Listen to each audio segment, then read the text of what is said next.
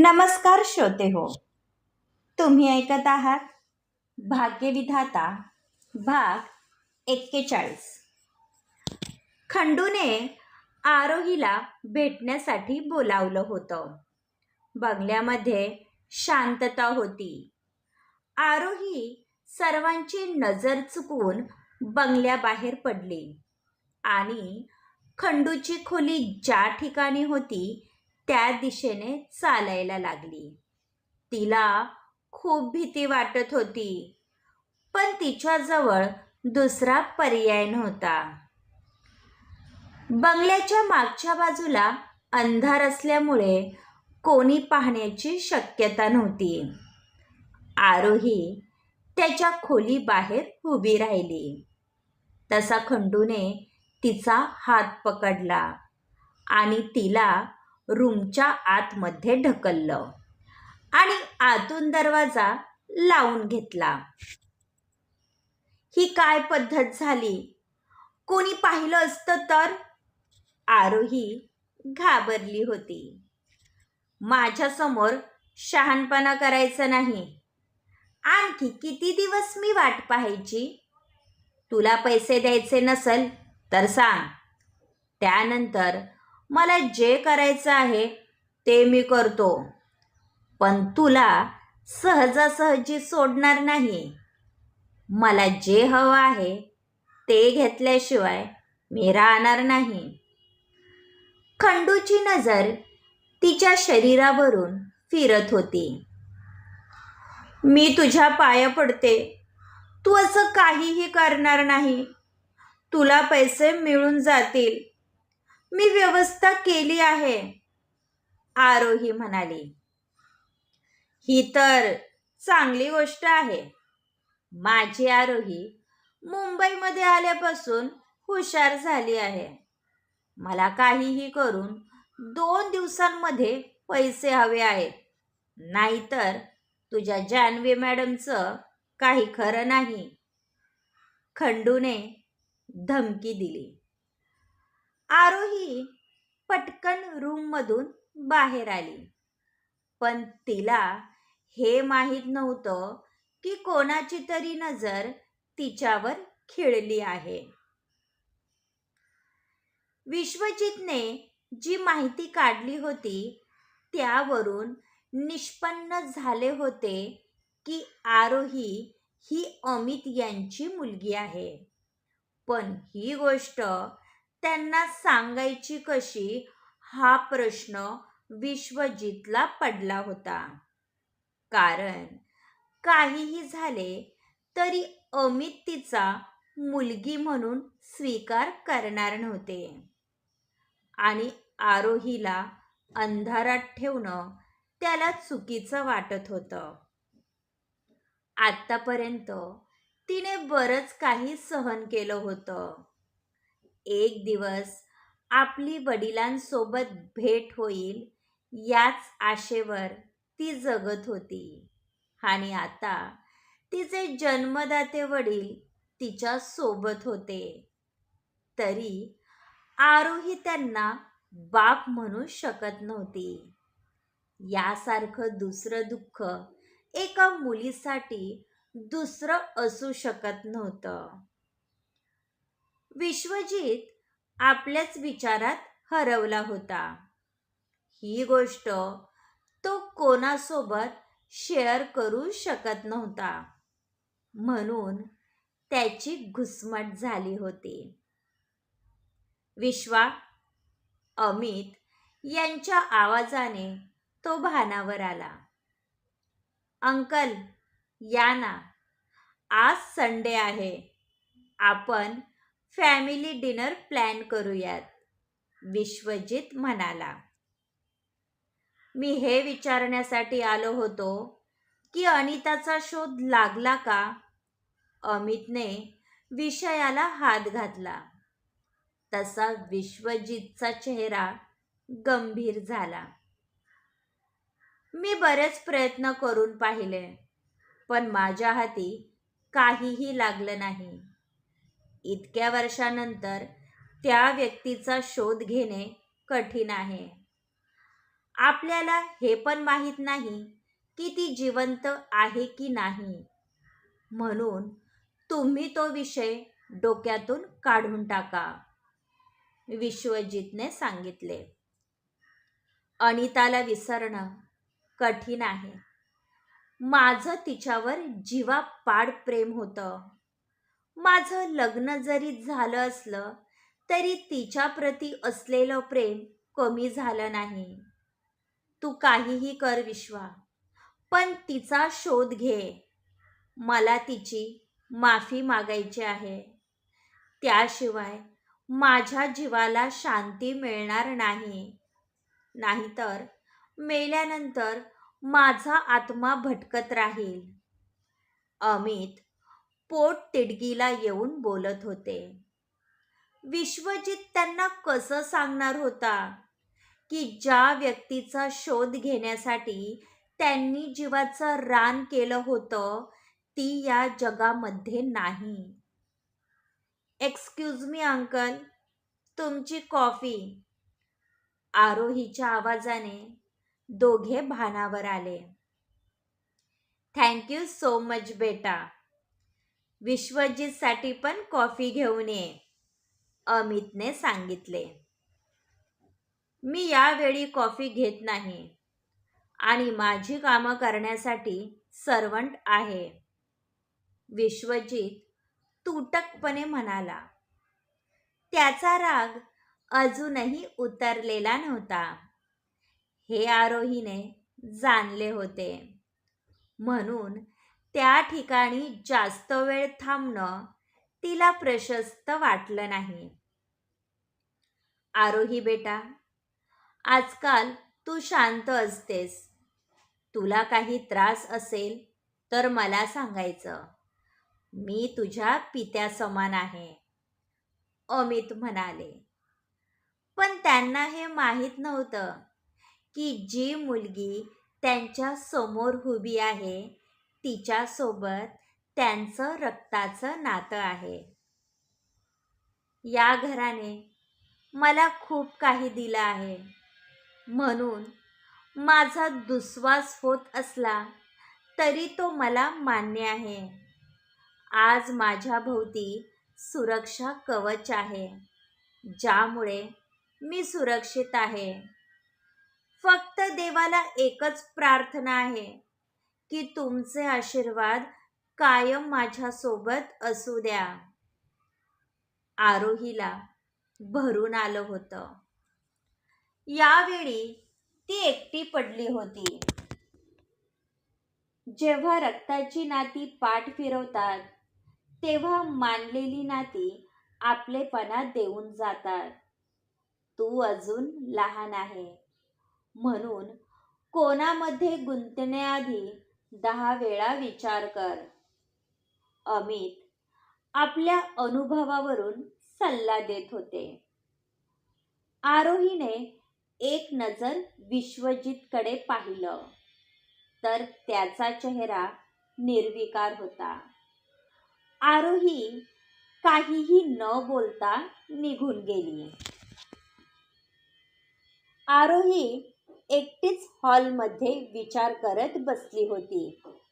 आज तिला खूप मोठी कामगिरी पार पडायची होती. आत्तापर्यंत तिने बऱ्याच परिस्थितीचा सामना केला होता, पण कधीच चुकीचं पाऊल उचललं नव्हतं. पण यावेळी तिच्याजवळ दुसरा पर्याय नव्हता. तू अजून तयार झाली नाही, आपल्याला डिनरसाठी जायचं आहे, जान्हवीने आठवण करून दिली. माझी तब्येत ठीक नाही, मी घरीच आराम करते. आणि असेही हे फॅमिली डिनर आहे, म्हणून मला येता येणार नाही, आरोही म्हणाली. असं जर असेल तर मी पण येत नाही, कारण मी पण या फॅमिलीचा हिस्सा नाही, सिद्धार्थने सांगितलं. तशी आरोही घाबरली. मला तसं म्हणायचं नव्हतं. माझी तब्येत ठीक असती तर मी आले असते. सकाळपासून डोकं दुखत आहे. उगाच त्रास होईल, आरोही म्हणाली. तिची इच्छा नसेल तर उगाच फोर्स करू नका. आरोही बेटा, तुम्ही आराम करा. जास्तच त्रास होत असेल तर डॉक्टरांना कॉल करून बोलावून घ्या, राकेशने सांगितले. आरोहीने विश्वजित पासून दूर राहावे असेच त्यांना वाटत होते, कारण अजूनही त्यांच्या मनात रीटाचे शब्द घोळत होते. विश्वजित आणि त्रिशा हातामध्ये हात गुंफून जिना उतरत होते. त्या दोघांना एकत्र पाहून आरोहीचा जीव तीड तीड तुटत होता. आमची जान्हवी बेटा सुंदर दिसत आहे, विश्वजितने तिच्या डोक्यावरून हात फिरवला. पहा ना भाई, आरोही आपल्यासोबत येत नाही. तुम्हीच तिला समजावून सांगा. आजकाल आरोही आपल्यासोबत तुटक वागत आहे. तुम्ही तिला काही म्हणाला तर नाही ना, जान्हवीने विचारलं. आरोहीचा उतरलेला चेहरा त्यालाही पाहावत नव्हता.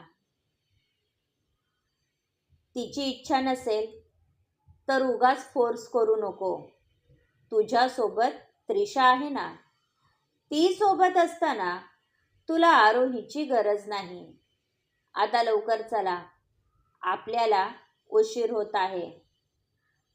विश्वजितने त्रिशाचा हात पकडला आणि दोघेही हसतच बाहेर पडले.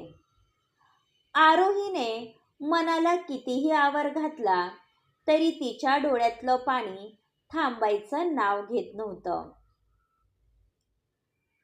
खंडूने सर्वांना घराबाहेर पडताना पाहिलं होतं. आरोही एकटी असणार हे त्याला माहीत होतं.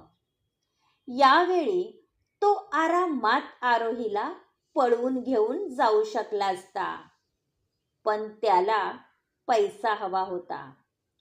त्याशिवाय सलीम त्याला मदत करणार नव्हता. तो गार्डनमध्येच दबा धरून बसला होता. आरोहीने त्याला बोलावलं होतं. याचा अर्थ आज आरोही आपलं काम फत्ते करणार होती. आरोहीने जान्हवीच्या रूममधून तिजोरीची चावी घेतली. मनातून ती प्रचंड घाबरली होती, पण तिला धाडस करणे गरजेचे होते. यावेळी घरातील नोकर झोपले होते, म्हणून सर्वीकडे शांतता होती. या संधीचा फायदा घेऊन तिने तिजोरी उघडली. त्यामध्ये बरेच दागिने आणि कॅश होते. तिने जर संपूर्ण तिजोरी खाली केली तर कोणालाही संशय येईल, म्हणून तिने काही दागिने आणि कॅश काढली आणि बॅगेत भरली. तरीही त्याची किंमत करोडोमध्ये होती. तिने व्यवस्थित तिजोरी लॉक केली आणि चावी आपल्या जागेवर ठेवली. भीतीने तिचं काळीज धडधड करत होतं. तिने आपल्या कपाळावरचा घाम पुसला आणि बॅग घेऊन बंगलो बाहेर आली, तर खंडू तिथेच उभा होता. हे घे पैसे आणि चालता हो. पुन्हा तुझं तोंड दाखवू नको, नाहीतर मी विश्वजित सरांना खरं काय ते सांगून टाकेन. आरोहीने बॅग त्याच्या हातात दिली. खंडूने ती बॅग ओपन करून पाहिली. दागिने आणि पैसे पाहून त्याचे डोळे लकाकले. त्याने जी अपेक्षा केली होती त्यापेक्षा त्याला कितीतरी जास्त पटीने मिळालं होतं. तुझ्या हाताला सोन्याची अंड देणारी कोंबडी मिळाली आहे. आजपर्यंत मी पण इतका मोठा हात मारला नाही. या पैशात मी समाधानी आहे. खंडू हसतच आपल्या रूमच्या दिशेने गेला. खंडूला पैसे देऊन आपण चूक तर केली नाही ना, हाच विचार आरोहीच्या मनात येत होता. विश्वजितचं कशातही मन रमत नव्हतं, म्हणून तो टेबलवरून उठला आणि बाहेर गार्डनमध्ये जाऊन उभा राहिला. बाकी फॅमिली मेंबरचं हसत खेळत डिनर चाललं होतं, पण विश्वजितचा दम घुटत होता. भाई, तुम्ही असे अचानक का उठून आलात? अभिजितने विचारलं. मला भूक नाही, तुम्ही कंटिन्यू करा. विश्वजितची मनस्थिती त्याने ओळखली होती. ज्या गोष्टीचा आपल्याला त्रास होतो त्यापासून दूर राहिलेले केव्हाही चांगले. तुम्ही त्रिशासोबत प्रेमाचं नाटक करत आहात, ज्यातून काहीही साध्य होणार नाही. प्लीज भाई, थांबवा हे नाटक. तुम्ही स्वतःला कितीही नॉर्मल दाखवलं तरी तुमची मनस्थिती मी ओळखू शकतो. अभिजितने त्याच्या मनातील भाव न सांगता ओळखले होते. यावरून त्याचे आपल्या भावावर किती प्रेम आहे हे समजत होते. एकदा का दुबईचं कॉन्ट्रॅक्ट पूर्ण झालं, त्यानंतर मी त्रिशाला तिची खरी जागा दाखवणार आहे. मी एक जरी चुकीचं पाऊल उचललं असतं तर त्रिशाने तिचे शेअर्स विकले असते आणि आपल्याला कधीही न भरून निघणारा लॉस झाला असता. म्हणून माझ्या डोक्यात हा प्लॅन आला होता. हे नाटक करणं माझ्या पण जीवावर आलं आहे, पण माझा नाईलाज आहे. विश्वजित मोठा श्वास घेत म्हणाला. त्रिशाने तिच्या नावावर असलेले शेअर्स तुमच्या नावावर केले आहेत, मग तुम्हाला घाबरण्याचं काहीही कारण नाही, अभिजितने विचारलं. तसा विश्वजित मंद हसला. यावेळी माझा फोकस आपल्या कॉन्ट्रॅक्टवर आहे. अमित अंकलचे हात कुठपर्यंत पोहोचलेले आहेत हे तुला चांगलं माहीत आहे, म्हणून मी शांत आहे. वेळ आल्यानंतर मी माझ्या पद्धतीने सिच्युएशन हँडल करेन. तोपर्यंत आपल्याला शांत राहणं गरजेचं आहे. विश्वजितने त्याच्या खांद्यावर थोपटलं आणि आत जाण्यासाठी निघाला. तुमचे आरोहीवर प्रेम आहे ना? नाही म्हणजे असेल तर यावेळी तिच्या मनाचा विचार करा. तुमच्या अशा वागण्याचा तिला त्रास होत असेल. अभिजितने जे बोलत होता त्यात तथ्य होतं. आरोहीपासून दूर राहणं विश्वजितसाठी मुश्किल होतं, पण त्याचा नाईलाज होता. सकाळी आरोहीला जाग आली.